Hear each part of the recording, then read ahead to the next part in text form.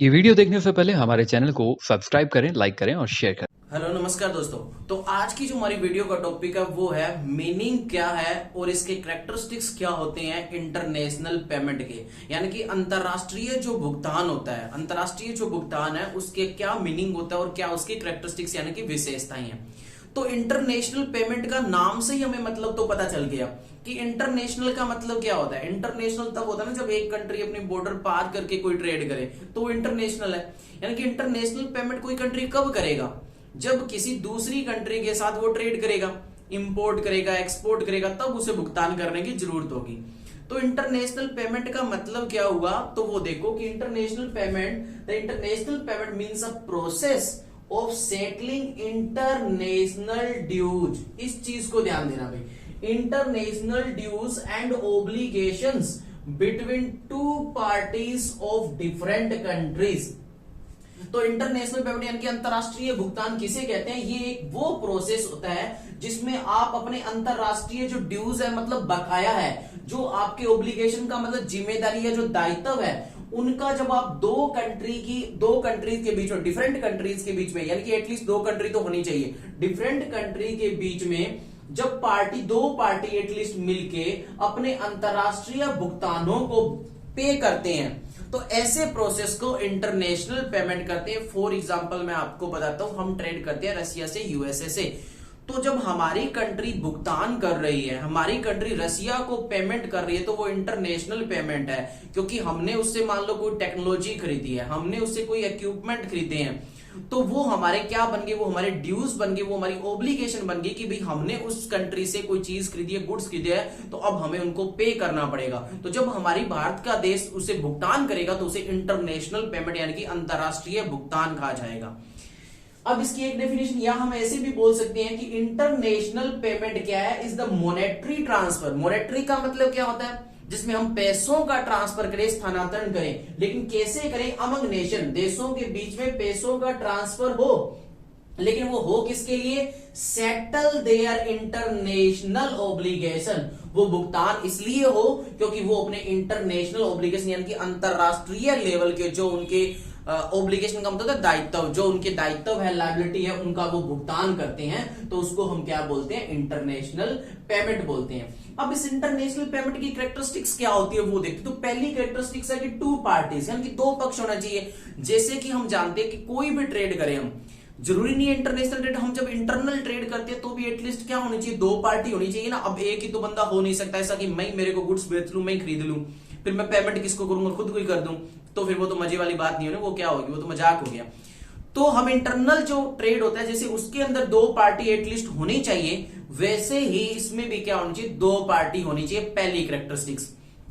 दूसरी, इसमें नोट्स दिया हुआ है, आप रीड कर सकते हो, बात वही है, ठीक है। चलो पढ़ के दिखाई देता हूं ना। Same as in internal payment it involves two parties, one is importer और buyer and another is exporter और सेलर।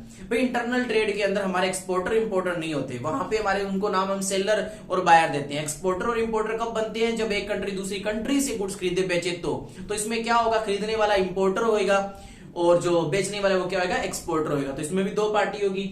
नेक्स्ट देखो, ट्रांजेक्शन बिटवीन टू कंट्रीज। अब भाई इंटरनल ट्रेड के अंदर दो कंट्री के बीच में ट्रांजेक्शन नहीं होती, वो एक स्टेट के हो सकते हैं, एक डिस्ट्रिक्ट के हो सकते हैं, या अदर डिफरेंट स्टेट के हो सकते हैं सॉरी, लेकिन वो दूसरी कंट्री के नहीं होते, डिफरेंट कंट्री के नहीं होते। लेकिन इंटरनेशनल पेमेंट तभी कहलाएगी जब कम से कम जो दोनों रेजिडेंट है, जो ट्रेड कर रहे हैं, वो एक ही कंट्री के निवासी ना हो, कि एक ही कंट्री का रहने वाले और वो बोलते हैं हम इंटरनेशनल ट्रेड कर रहे हैं, तो वो फिर मजाक कर रहे हैं, इंटरनेशनल पेमेंट नहीं कर रहे, इंटरनेशनल ट्रेड से नहीं जुड़े हुए ना। तो इसमें जो रेजिडेंट है वो दो कंट्री के होने चाहिए, अलग अलग कंट्री के, ठीक है, ये लिखा हुआ है, आप देख सकते हो। सेटलमेंट ऑफ इकोनॉमिक ओब्लिगेशन, एक क्या होता है, इसकी कैरेक्टरिस्टिक्स ये होती है कि भाई ये बेसिकली इकोनॉमिक अपनी ओब्लिगेशन, इकोनॉमिक का मतलब हिंदी मीडियम वालों सुन लो कि सेटलमेंट का मतलब निपटारा करने के लिए, इकोनॉमिक माने आर्थिक, ओब्लिगेशन माने जिम्मेदारी, कि अपनी आर्थिक जिम्मेदारियों का भुगतान करने के लिए या निपटारा करने के लिए ये होती है पेमेंट। ऐसे ही तो होती है आर्थिक जिम्मेदारियों की। कैसे भी मैंने अभी एग्जांपल देके बताया था कि अपनी कंट्री दूसरी कंट्री से कुछ गुड्स खरीदेगी, टेक्नोलॉजी खरीदेगी, कोई भी इक्विपमेंट खरीदेगी, तो वो हमारी ऑब्लिगेशन बन जाती है कि हमने उस कंट्री से वो टेक्नोलॉजी, वो गुड्स, वो सर्विस ली है, तो हमें उसका भुगतान करना है। तो ये क्या होती है, इकोनॉमिक ऑब्लिगेशन होना। बेसिकली इकोनॉमिक ऑब्लिगेशन के लिए होता है, लेकिन जरूरी नहीं है इकोनॉमिक ऑब्लिगेशन के लिए। जैसे नेक्स्ट पॉइंट है वो नॉन इकोनॉमिक ऑब्लिगेशन के लिए पेमेंट करते हैं। नॉन इकोनॉमिक के लिए कैसे करते हैं, वो भी इंटरनेशनल पेमेंट में ही आएगी। नॉन इकोनॉमिक वाला कैसे, जैसे मान लो एक कंट्री के अंदर भाई वॉर हो गया, वो कंट्री है हमारी नेबर कंट्री, हमारी नेबर क्या, हमारी अलाई कंट्री, हमारी फ्रेंड कंट्री है, उसके साथ हमारी अच्छी बनती है, तो हमने उसको क्या किया, हमने उसको कुछ फाइनेंशियल उसकी मदद करी, उसको उसको हमने एड करा या उसको असिस्टेंस किया, तो ये हमारी क्या कहलाएगी, ये भी इंटरनेशनल पेमेंट है। लेकिन ये यहाँ पे नॉन इकोनॉमिक है। नॉन इकोनॉमिक क्यों, क्योंकि वो हम हेल्प कर रहे हैं, उसके लिए हमने उससे गुड्स नहीं खरीदे थे, हमने उससे टेक्नोलॉजी नहीं ली थी। तो ये क्या हो सकता है, इकोनॉमिक ऑब्लिगेशन को सेटल करने के लिए भी हो सकता है, और नॉन इकोनॉमिक जो आपकी पेमेंट है उसके लिए भी हो सकता है। जैसे लिखा है, जैसे मान लो आप फॉरेन के ऐड करते हैं, जैसे हमारी कंट्री के भी कई बार हेल्प करते हैं। जैसे ये कोरोना काल का टाइम चल रहा है, तो इसमें एक कंट्री दूसरी कंट्री की हेल्प कर रहे हैं, तो बदले में वो इससे पैसे नहीं लेते कि बाद में भी तू मेरे को पैसे देना, या इससे ये नहीं है कि हमने उस कंट्री से गुड्स खरीदा है तो वो हमारी हेल्प कर रहा है, या हमने उस कंट्री को गुड्स बेचे हैं तो वो हमें पैसे दे रहा है, ऐसा नहीं है। तो इनको नॉन इकोनॉमिक कब बोला जाता है, जब कोई एक कंट्री दूसरी कंट्री को असिस्ट करे, हेल्प करे, तो ठीक है भी, समझ में आ गया होगा। इसमें लिख रखा है मैंने कि या एमिग्रेंट्स को ट्रांसफर करते हैं। तो एमिग्रेंट्स का मतलब क्या होता है, एमिग्रेंट्स का मतलब है भारत का जो निवासी है ना, वो अमेरिका के अंदर चला गया, वहां पे वो जॉब करता है, तो वहां पे वो जॉब करके अपने देश में पैसे लौटा रहा है, तो वो एमिग्रेंट द्वारा ट्रांसफर है, वो नॉन इकोनॉमिक है, क्योंकि वो अपने घर में लौटा रहा है, उसके बदले में वो कोई चीज नहीं ले रहा उनसे। तो ऐसी ट्रांसफर जिसमें एक तरफ का भुगतान हो, दूसरी तरफ से ना हो, उनको नॉन इकोनॉमिक बोलते हैं। ठीक है, अभी समझ में आ गया होगा योग। आगे चलते हैं, ट्रांसफर ऑफ वैल्यू। इसमें ना वैल्यू का भी ट्रांसफर होता है। वैल्यू का ट्रांसफर कैसे, देखो कि आपको पता है कि हम नॉर्मली जनरली हम पेमेंट किस में करते हैं, मनी में करते हैं। तो कहते हैं जरूरी नहीं है आप मनी में ही पेमेंट करो, लेकिन जो आप पेमेंट कर रहे हो ना उसकी ट्रांसफर वैल्यू होनी चाहिए। कैसे, अभी समझ में नहीं आएगा, अब मैं एग्जांपल देता हूं। मान लेते हैं कि अमेरिका से हमने एक बड़ी मशीन खरीदी है, कोई भी चीज की आप मशीन मान लो, बड़ी मशीन है, एडवांस टेक्नोलॉजी की वो मशीन है, वो हमने खरीदी।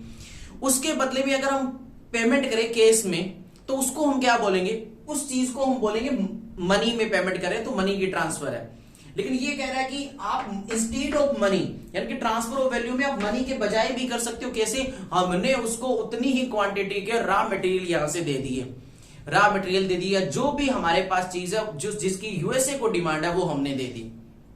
ठीक है, मान लो हमारे अंदर चाय अच्छी होती है, हमारी कंट्री के अंदर चाय अच्छा है, हमारा चाय के अंदर दूसरे नंबर पे आता है, आपको पता है, तो हमने चाय उसको चाय मतलब उतनी ही जितनी की उसकी वैल्यू है, मशीन की वैल्यू, उतनी उसकी वैल्यू निकाल के हमने चाय बेच दी। तो ये है यहाँ पे कि जो आप चीज ट्रांसफर कर रहे हो ना मनी के बजाय, तो उसकी एक वैल्यू होनी चाहिए। तो वैल्यू हमने निकाल ली कि मशीन की जितनी वैल्यू उतनी वैल्यू की हमने चाय दे दी, ये लो बराबर हो गया। तो इसको बोलते हैं ट्रांसफर ऑफ वैल्यू, यानी कि जो आप चीज ट्रांसफर कर रहे हो उसकी एक वैल्यू होती है, उसका एक मूल्य होता है। ठीक है भाई। मोर कॉम्प्लेक्स, एक इसकी क्या कैरेक्टरिस्टिक्स है कि भाई ये इंटरनल जो ट्रेड होता है ना हमारा एक कंट्री के अंदर होने वाला, ये इससे थोड़ा इंटरनेशनल ट्रेड कॉम्प्लेक्स होता है। क्यों कॉम्प्लेक्स होगा, आपसे मैं सीधा सिंपल क्वेश्चन पूछूं कि बताओ भी इंटरनेशनल ट्रेड आसान होता है या इंटरनल ट्रेड आसान होता है, तो आप कहोगे सर देश के अंदर करने वाला ट्रेड आसान होता है, क्योंकि उसके अंदर ना तो हमें अलग अलग करेंसी का पे करना पड़ता, ना हमें डर रहता कि करेंसी में उतार चढ़ाव होता रहता है ना, फ्लक्चुएशन होता रहता है, कभी करेंसी का रेट घट गया बढ़ गया, ऐसा नहीं होएगा हमारे, तो वही चलेगा अगर कंट्री के अंदर कर रहे हैं। ना हमें जो बॉर्डर पार करके जो टैक्स पे करना पड़ेगा वो करना पड़ेगा, ना ही ज्यादा लेन देन होगा कि भाई शिप से जा रहा है तो माल खराब हो जाए, चोरी हो जाए, आग लग जाए, ये कुछ डर नहीं रहेगा ना, तुरंत और एक शीघ्र हमारी वो ट्रेड हो सकता है हमारा। तो इसलिए इंटरनेशनल पेमेंट में जो इंटरनेशनल ट्रेड होता है वो टाइम लेता है, उसमें करेंसी में फ्लक्चुएशन माने उतार चढ़ाव हो सकता है, और क्या हो सकता है आपको हर एक कंट्री की डिफरेंट डिफरेंट करेंसी होती है।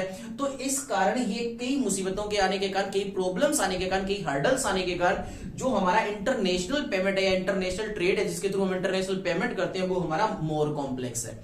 तो ये थी आज की वीडियो, आई होप सारी चीजें समझ में आ गई होगी। अभी स्क्रीनशॉट आप ले सकते हो। नेक्स्ट वीडियो में लेके आऊंगा एक नया और इंपॉर्टेंट टॉपिक। मिलते हैं नई वीडियो में। जय हिंद, जय भारत।